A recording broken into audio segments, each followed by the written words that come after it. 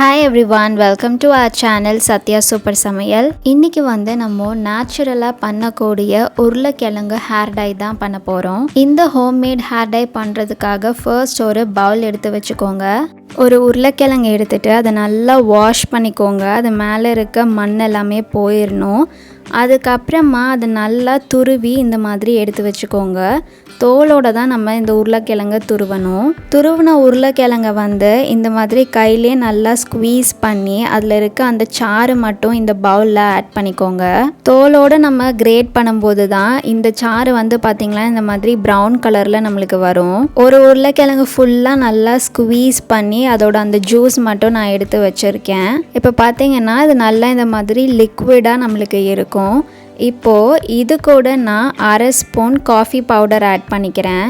நீங்கள் எந்த பிராண்டோட காஃபி பவுடர் யூஸ் பண்ணுறீங்களோ அதையே இதில் ஆட் பண்ணிக்கோங்க. இப்போது இதை நம்ம நல்லா மிக்ஸ் பண்ணிக்கலாம். ஹேர் டைக்கு பார்த்தீங்கன்னா காஃபி பவுடர் ரொம்ப ஒரு இம்பார்ட்டண்ட்டான இன்க்ரீடியண்ட். அந்த பிளாக் கலர் வரதுக்கு அது ரொம்பவே ஹெல்ப் பண்ணும். இப்போ அந்த உருளைக்கிழங்கோட அந்த சாரும் காஃபி பவுடரும் நல்லா மிக்ஸ் ஆகிடுச்சு. இந்த ஸ்டேஜில் நான் அரை ஸ்பூன் ஆலோவேரா ஜெல் ஆட் பண்ணிக்கிறேன். அடுத்ததாக 1/4 ஸ்பூன் ரோஸ் வாட்டர் ஆட் பண்ணிக்கோங்க. இப்போது இது எல்லாத்தையுமே சேர்த்து நல்லா மிக்ஸ் பண்ணிக்கோங்க.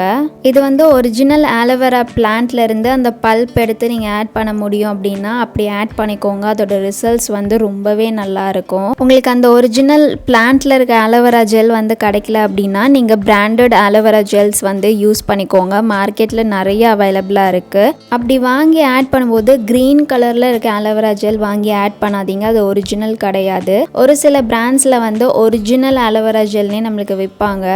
அது ஆலோவேரா பிளான்ட்லேருந்து நம்ம எடுப்போம்ல அந்த ஜெல்லோட கலர் தான் அப்படியே இருக்கும். அந்த மாதிரி ஒரிஜினல் ஆலோவேரா ஜெல் நீங்கள் வாங்கி ஆட் பண்ணிக்கோங்க. ரோஸ் வாட்டர் நம்ம ஏன் ஆட் பண்ணுறோம் அப்படின்னா ஹேர் கண்டிஷனிங்க்கு ரோஸ் வாட்டர் ரொம்பவே ஹெல்ப் பண்ணும். நான் டாபர் பிராண்டோட ரோஸ் வாட்டர் இங்கே யூஸ் பண்ணியிருக்கேன். நீங்கள் யூஸ்வலாக எந்த பிராண்டோட ரோஸ் வாட்டர் யூஸ் பண்ணுவீங்களோ அதையே நீங்கள் இதுக்கும் யூஸ் பண்ணிக்கோங்க.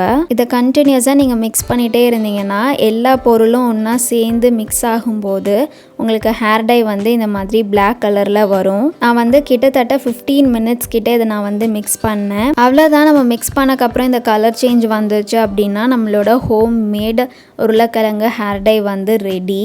இப்போ இந்த ஹேர் டை நீங்கள் நார்மலாக டை எப்படி அப்ளை பண்ணுவீங்களோ அதே மாதிரி உங்கள் ஹேரில் அப்ளை பண்ணிக்கோங்க. இதுக்குன்னு ஒரு செப்பரேட்டாக ப்ரஷ் வச்சுக்கோங்க.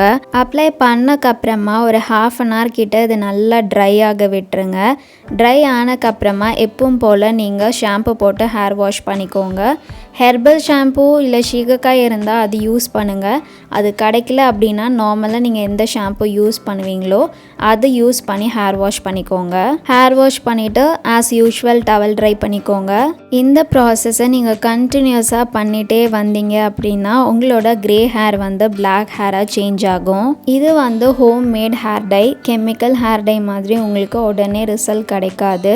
ஹோம் மேட் ஹேர் டைங்கிறனால நீங்கள் கண்டினியூஸாக யூஸ் பண்ணிகிட்டே இருந்தால் தான் உங்களால் அந்த ரிசல்ட் பார்க்க முடியும். ஸோ ஒரு வாட்டி ட்ரை பண்ணிவிட்டு எந்த ரிசல்ட்டும் வரல அப்படின்னு நினைக்காதீங்க. இது ஹோம் மேட் ஹேர் டை அப்படிங்கிறனால எந்த சைடு எஃபெக்ட்ஸுமே இருக்காது. கண்டிப்பாக ட்ரை பண்ணுங்கள். அது யாருக்கு தேவையோ அவங்களுக்கு ஷேர் பண்ணுங்கள். இந்த வீடியோ பிடிச்சிருந்தா லைக் பண்ணுங்கள். இதே மாதிரி நிறைய வீடியோஸ்க்காக நம்ம சேனலை சப்ஸ்கிரைப் பண்ணி வச்சுக்கோங்க.